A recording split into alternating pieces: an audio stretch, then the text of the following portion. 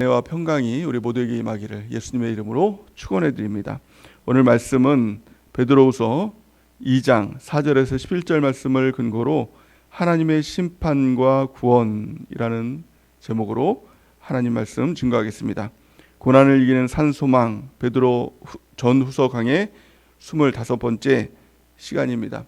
우리가 예수님을 믿는다라는 것은, 또 하나님을 믿는다라는 것은 하나님을 더 알아가는 그런 과정인 것입니다. 하나님을 안다라는 것은 하나님을 물론 지식적으로 알아가는 것, 이것이 첫 번째가 되어야 되겠죠. 그 또한요, 하나님을 안다라는 것은 단지 지식으로만 아는, 그러니까 이 로고스, 그 주님을 아는 것뿐만이 아니라 레마, 그 하나님과의 친밀한 관계, 그 교제를 통해서 하나님의 마음을 알고 또 하나님과 동행하는 삶을 살아가는 것입니다. 그 삶의 과정이 우리 구원의 과정이고 또 영원한 천국으로 향하는 그 발걸음이 될 줄을 믿습니다. 하나님에 대한 속성을 알아야 되고, 또 하나님의 마음을 알아야 되고, 또 하나님의 뜻을 알아야 됩니다. 또 그 뜻 가운데 순종하는 삶을 살아야 되는 것입니다. 그렇다면 하나님의 그 속성, 하나님의 속성이 어떤 속성을 가지고 있을까요? 오늘 이 베드로 후서 2장 말씀에 보니까 두 가지 속성에 대해서 우리는 알아야 된다라고 말씀하고 있습니다. 이 두 가지 속성을 가지고 있습니다. 하나님은 심판자 하나님이 되신다는 것입니다. 또 두 번째는 하나님은 구원자 하나님이 되신다는 것입니다. 이 두 가지 속성을 우리는 분명히 알아야 한다는 것입니다. 첫 번째로는 심판하시는 하나님, 심판주 되시는 하나님이시죠. 히브리서 9장 27절 말씀 우리 같이 한번 읽어보겠습니다. 시작. 한 번 죽는 것은 사람에게 정해진 것이요 그 후에는 심판이 있으리니. 아멘. 하나님은 심판하신다라는 것입니다. 죄악에 대해서 심판하시고 마귀를 심판하신다라는 것이죠. 두 번째는 구원하시는 하나님이시다라는 것입니다. 요한복음 3장 16절에서 18절 우리 같이 한 목소리를 읽어보겠습니다. 시작. 하나님이 세상을 이처럼 사랑하사 독생자를 주셨으니 이는 그를 믿는 자마다 멸망하지 않고 영생을 얻게 하려 하심이라. 하나님이 그 아들을 세상에 보내신 것은 세상을 심판하려 하심이 아니요 그로 말미암아 세상이 구원을 받게 하려 하심이라. 그를 믿는 자는 심판을 받지 아니하는 것이요 믿지 아니하는 자는 하나님의 독생자의 이름을 믿지 아니함으로 벌써 심판을 받은 것이니라. 아멘. 예수님께서 이 땅에 오신 것은 심판하시기 위해서, 이 땅을 멸망시키기 위해서 온 것이 아니라 우리를 구원시켜 주시기 위해서 오셨다라고 이렇게 말씀하고 있습니다. 우리가 성경을 처음 읽으시는 분들은 종종 이런 딜레마에 빠지게 되죠. 하나님은 심판하시는 하나님이시다라고 하면서 또 구원하시는 하나님이시다 이렇게 이야기를 하니, 어떤 하나님이 진정으로 하나님의 속성인가에 대한 의문에 빠지기도 합니다. 이걸 신학적인 용어로 보면 하나님의 공의, 또 하나님의 사랑이라고 얘기를 하죠. 공의의 하나님입니다. 죄를 지면 반드시 그 죄에 대한 처벌을 하시고 대가를 치르시는 하나님이시다라는 것입니다. 또 사랑의 하나님은 용서하고 용납하시는 하나님이다라는 거예요. 어떻게 보면 이게 대치되는 것 같죠. 엄하신 하나님, 무서운 하나님, 또 사랑이 많으시고 은혜의 하나님, 어떤 하나님이 진짜 하나님인가라고 이렇게 의문을 가지시는 분들도 있습니다. 그러니까 하나님을 심판하실 때 참 무섭게 심판하시죠. 가나안 족속들을 심판하실 때 다 죽여라, 다 쓸어버려라 라고 이렇게 하시는 하나님. 또 어떤 성경에 보니까 하나님은 다 구원하시기를 원하신다 라고 이렇게 말씀하시는 하나님. 어떤 하나님이 진짜 하나님이냐라고 이렇게 이야기를 합니다. 어떤 하나님이 진짜 하나님이십니까? 둘 다 진짜 하나님이시죠. 그 하나님은 공의의 하나님이 되시고 하나님은 사랑의 하나님이 되신다. 두 가지 속성을 다 가지고 있다는 것을 이해할 때 하나님이 어떤 분이신가, 그것을 우리가 알 수 있는 것이죠. 가장 대표적인 이것을 이해할 수 있는 그것이 바로 십자가의 사건입니다. 인간이 사람이 죄를 지으면 반드시 그 죄의 삭은 사망입니다. 그 사람은 죽어야 됩니다. 지옥에 가야 됩니다. 그런데 하나님은 사랑의 하나님이시죠. 사람이 지옥에 가는 것을 차마 못 보는 것입니다. 그래서 어떻게 합니까? 너 죄를 지었는데 그냥 내가 용서해 줄게, 그냥 너는 그냥 천국이야, 이렇게 하지 않으시고 죄를 지었어요. 죽어야 됩니다. 누가 죽어야 됩니까? 내가 죽어야 됩니다. 근데 내가 죽어야 되는 것이 공의죠. 이게 하나님의 심판이죠. 근데 하나님께서 우리를 보고 너가 죽는 게 아니라 내가 죽을게, 그래서 이 땅에 오신 겁니다. 육신의 몸으로 예수님께서 이 땅에 오신 것입니다. 그리고 나서 우리를 위해서 모든 죄를 다 짊어지시고 우리의 과거, 현재, 미래의 죄까지 다 짊어지시고 예수님께서 죄의 값으로 죽으신 것입니다. 이게 바로 하나님의 공의와 하나님의 사랑, 이 두 가지가 다 이루어진 것이 바로 십자가인 것이죠. 공의입니다. 죄를 지었으니까 죽어야 되죠. 죽었죠. 누가요? 내가. 나 안 죽었는데요. 예수님께서 대신 죽으셨다고요. 이것을 대속, 대신 우리의 죄값을 갚아주시고 죽으셨다라고 해서 대속이라고 얘기하죠. 구속이라고도 얘기를 하죠. 그러니까 우리의 죄값을 다 지셨다. 그리고 속량해 주셨다. 이것이 바로 대속, 구속, 또 속량이라는 말. 어떤 분들은 이런 말들 굉장히 지금 헷갈려 하시죠. 그러니까 예수님께서 대신 우리를 위해서 죄값을 다 치르시고 우리를 구원해 주셨다. 속량해 주셨다. 속박에서 벗어나게 해주셨다라는 것입니다. 그러기에 우리가 할 것은 그 주님을 믿기만 하면 되는 것입니다. 그럴 때 구원해 주시는 놀라운 은혜 가운데 거하게 될 것입니다. 하나님은 어제나 오늘이라 동일하십니다.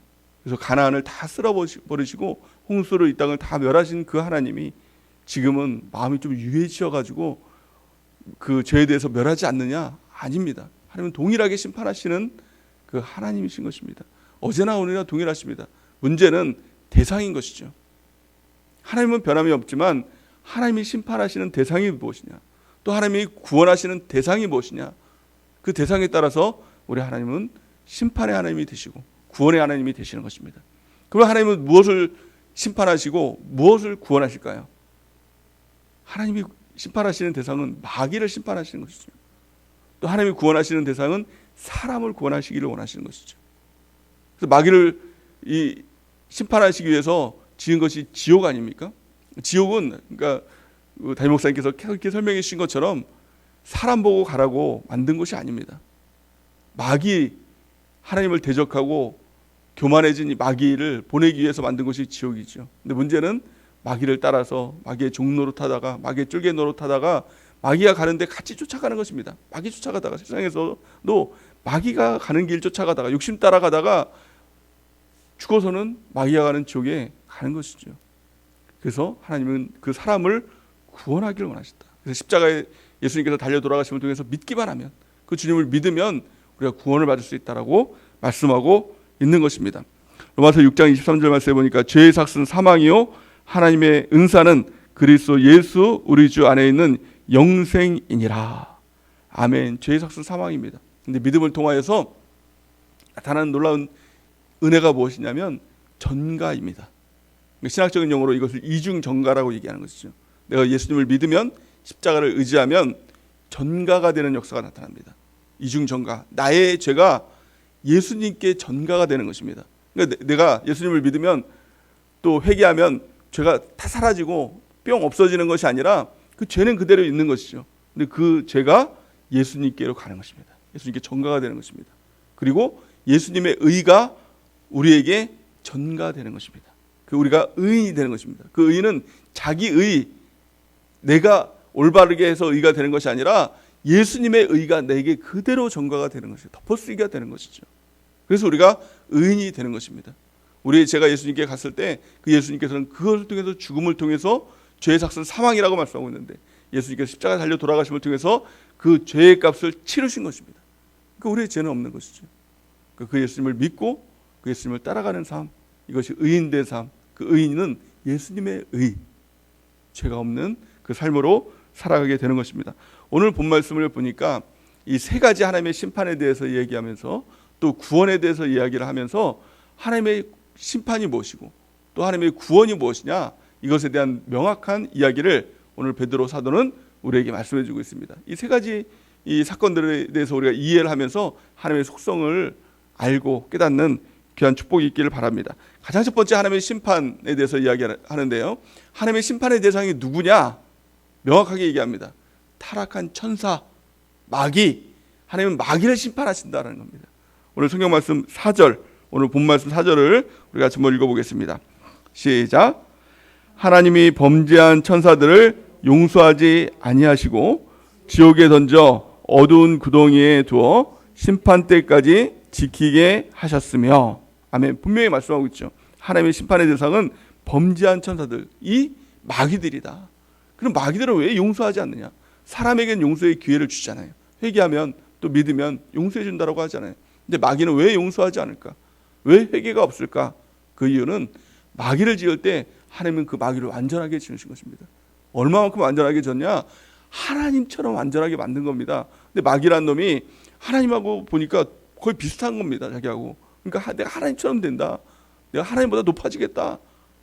그러니까 그만큼의 이 시도를 할 수 있었다는 것은 그만큼 될 수 있을 것 같은 생각이 드니까 그런 한 거 아닙니까? 그만큼 완전하게 졌는데 그가 교만해서 타락해서 하나님을 대적한 겁니까? 그러니까 용서가 없는 겁니다. 근데 사람은 왜 용서가 있느냐? 성경에 보니까 사람은요, 뭘로 만들었습니까? 흙으로 만들었어요. 약하게 만드는 거예요. 너무 이 지렁이 같이 만든 거예요. 지렁이 같은 야고바 막 이렇게 말씀하고 있지 않습니까? 부족하게 만든 겁니다. 깨지기 쉽게 만든 겁니까?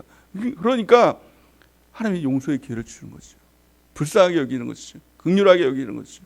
믿으면 내가 너 죄를 사해 줄게. 불쌍하다. 그 긍휼함을 있는 게 이게 얼마나 큰 축복인지 모릅니다. 근데 문제는 뭐예요? 이 사람이라는 게 약해서 주님 앞에 나가면 되는데, 부족하니까 주님 앞에 나가면 되는데, 부족하니까 마귀를 자꾸 따라가는 겁니다. 그러니까 마귀랑 같이 멸망당하게 되는 것이죠. 두 번째 사건이 무엇입니까? 이 노아의 홍수의 사건이죠. 이 마귀를 멸하는 사건과 또 이 노아의 홍수의 사건을 붙여놨습니다. 왜 그럴까요?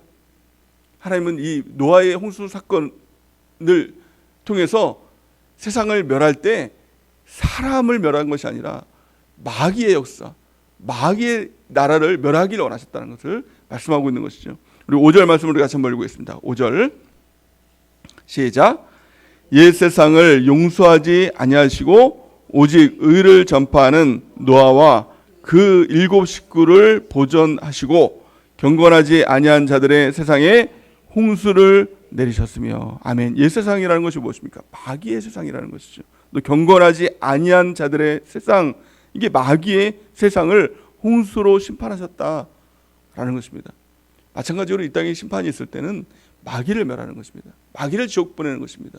근데 사람이 마귀의 종노릇하고 마귀를 쫓아가고 마귀의 졸개 노릇을 하고 이러다 보니까 지옥에 가게 되는 것이다 라는 것을 말씀하고 있는 것입니다. 그런데 이 당시 때 노아와 그 식구들은 구원을 받았죠. 왜 구원을 받았을까요? 성경에 보니까 오직 의를 전파하는 노아 이렇게 얘기합니다. 노아는 의를 전파했습니다. 120년간의 이 시간을 통해서 너희가 구원을 받아야 된다, 하나님의 심판이 있다는 것을 외쳤다는 것입니다. 지금도 누가 구원받을까요? 의를 전파하는 사람, 전도하는 사람, 복음 증거하는 사람, 이 사람을 하나님께서는 특별하게 노아와 같이 구원해 주신다는 것입니다. 이 노아의 홍수 사건을 보면서 사람들은 종종 이렇게 이야기하는 분들이 있습니다. 하나님이 이렇게 잔인한 하나님이냐, 이렇게 죄를 지었다고 다 쓸어버리시는 하나님이냐, 동물까지 다 쓸어버리시는 하나님이냐 라고 이렇게 이야기할 분들도 있을 수 있겠죠. 그런데요, 가만히 바라보면 어떻습니까? 하나님은 세상에 사람들에게 기회를 주셨습니다. 몇 년간요? 120년간 그들에게 기회를 주신 것입니다. 노아를 통해서 끊임없이 심판이 있음을 이야기한 것이죠. 그것을 이제 그들에게 다 보이기 위해서 배를 짓는데 어디다 졌냐면 산에다 졌습니다. 꼭 산 꼭대기에다 진 것입니다. 왜 그 산 꼭대기에다 졌겠습니까? 사람들에게 보라고, 하나님의 심판이 있음을 보라고, 곧 홍수의 심판이 있을 거라는 것을 알리기 위해서 이 산 위에다 그걸 진 겁니다. 그럼에도 불구하고 그들이 돌아오지 않았죠. 누가 심판당할까요? 주님께로 돌아오지 않는 사람, 회개하지 않는 사람.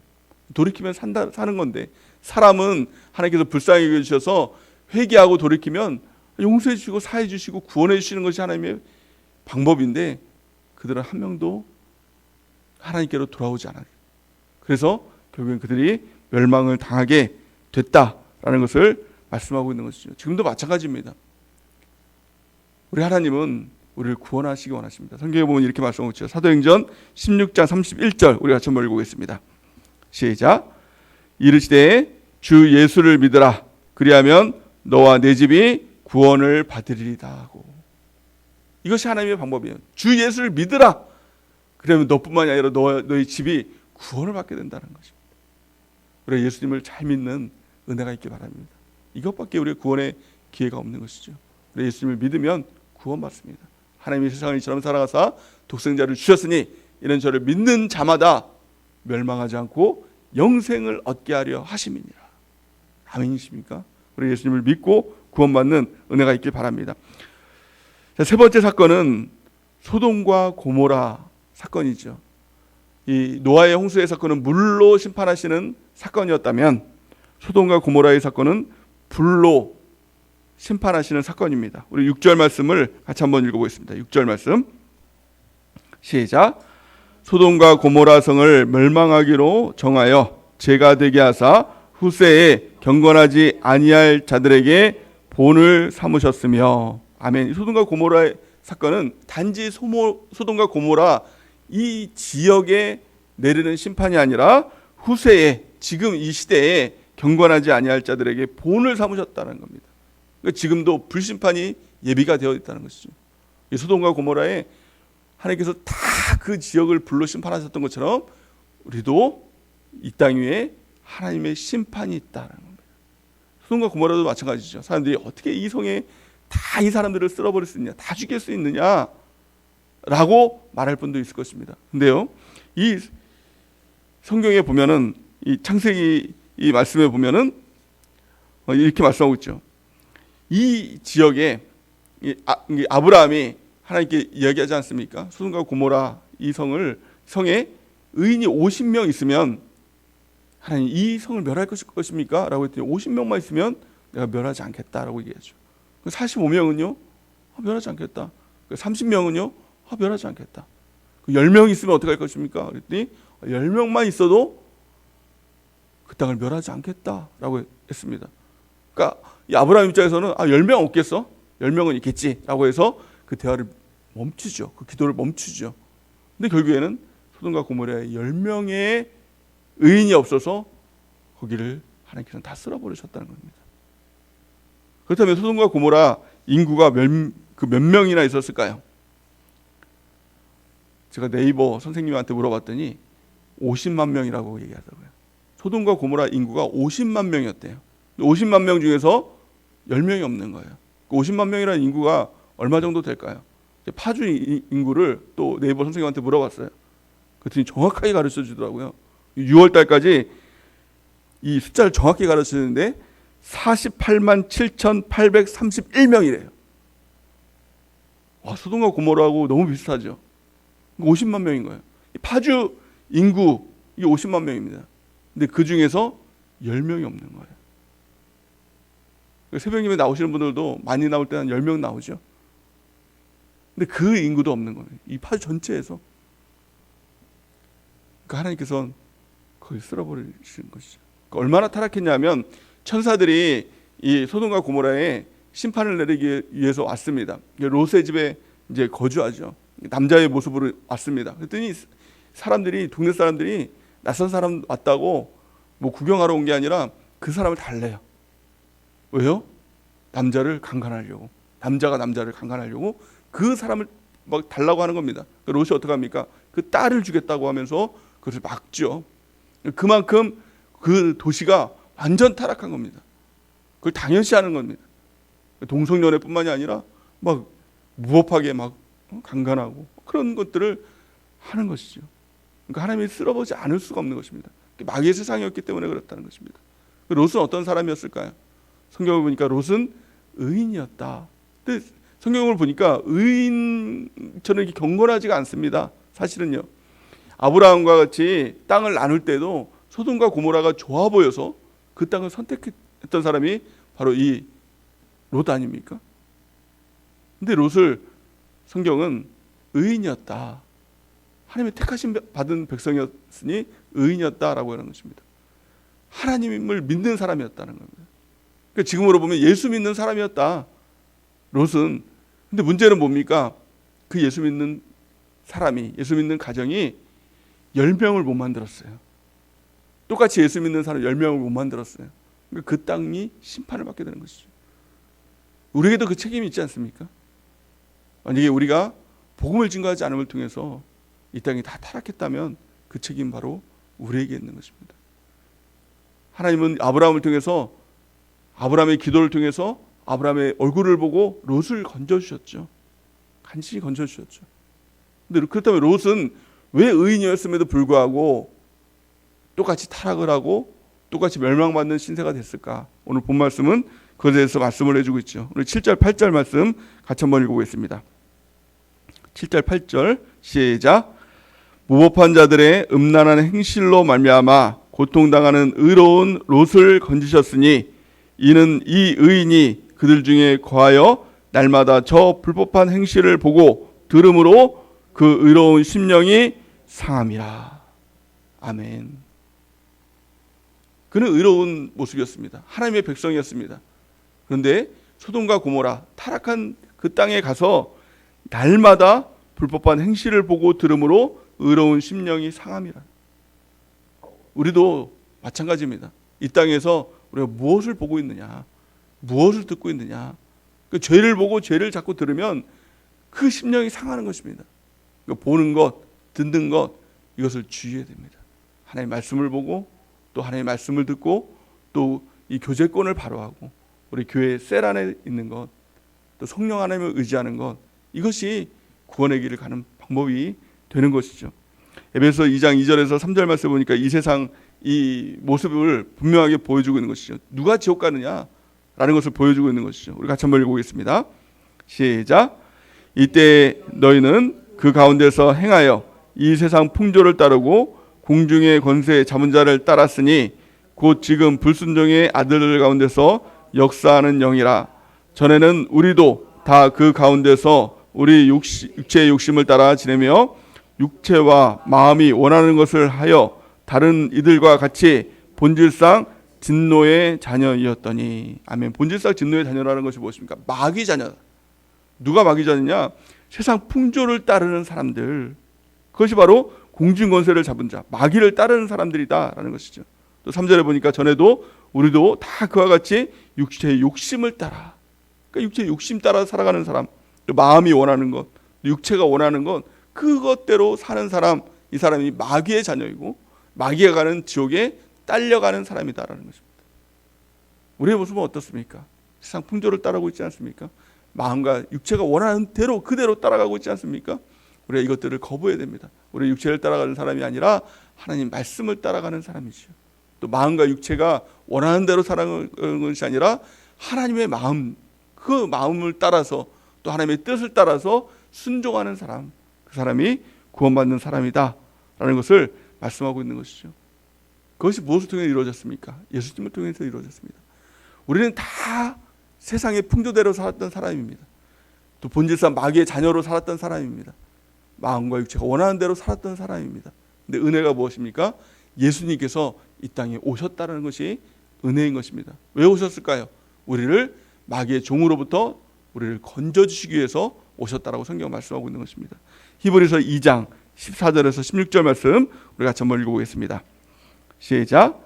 자녀들은 혈과 육에 속하였음에 그도 또한 같은 모양으로 혈과 육을 함께 지니심은 죽음을 통하여 죽음의 세력을 잡은 자 곧 마귀를 멸하시며 또 죽기를 무서워함으로 한평생 매어 종로로 타는 모든 자들을 놓아주려 하심이니 이는 확실히 천사들을 붙들어 주려 하심이 아니요 오직 아브라함의 자손을 붙들어 주려 하심이니라. 아멘. 하나님께서 마귀를 멸하시고 우리를 구원해 주시기 위해서 이 땅에 오셨다. 그리고 마침내 십자가를 통해서 마귀를 멸하시고 또 예수님께서 나를 믿기만 하면, 나를 믿으면 내가 멸망하지 않고 영생을 얻게 될 것이다 라고 말씀하고 있는 것이죠. 이제는 예수님을 믿는 길, 구원의 길이 열린 것입니다. 그러게 우리가 어떻게 구원을 받을 수 있을까요? 가장 첫 번째, 우리가 그 예수님을 나의 주인으로 또 나의 구원자로 마음으로 믿고 입으로 시인하는 것, 이것이 가장 첫 번째인 것입니다. 로마서 10장 9절에서 10절 우리 같이 한번 읽어보겠습니다. 시작. 내가 만일 내 입으로 예수를 주로 시인하며 또 하나님께서 그를 죽은 자 가운데서 살리신 것을 내 마음에 믿으면 구원을 받으리라. 사람이 마음으로 믿어 의에 이르고 입으로 시인하여 구원에 이르느니라. 아멘. 가장 첫 번째는 예수님이 이제 나의 주인이십니다. 나의 주인은 더 이상 내 자신이 아니라, 마귀가 주인이 아니라, 돈이 주인이 아니라, 다른 무엇이 주인이 아니라 예수님만이 나의 주인이십니다. 예수님만이 나의 구원자가 되십니다. 마음으로 믿고 우리가 입으로 시인하는 것입니다. 그 어떤 사람들 앞에서도 입으로 시인하는 것이죠. 가장 좋은 시인이 뭐예요? 이 복음을 증거하는 것입니다. 예수님이 나의 주인이시고 나의 구원자가 되십니다 라는 것을 전하는 것. 그래서 이 노아와 같이 의를 전파하는 사람, 구원을 받는 것이죠. 두 번째는 중요한 것이 무엇입니까? 마음으로 믿고 입으로 시인했다면, 두 번째는 이제는 물과 성령으로 침례를 받는 것입니다.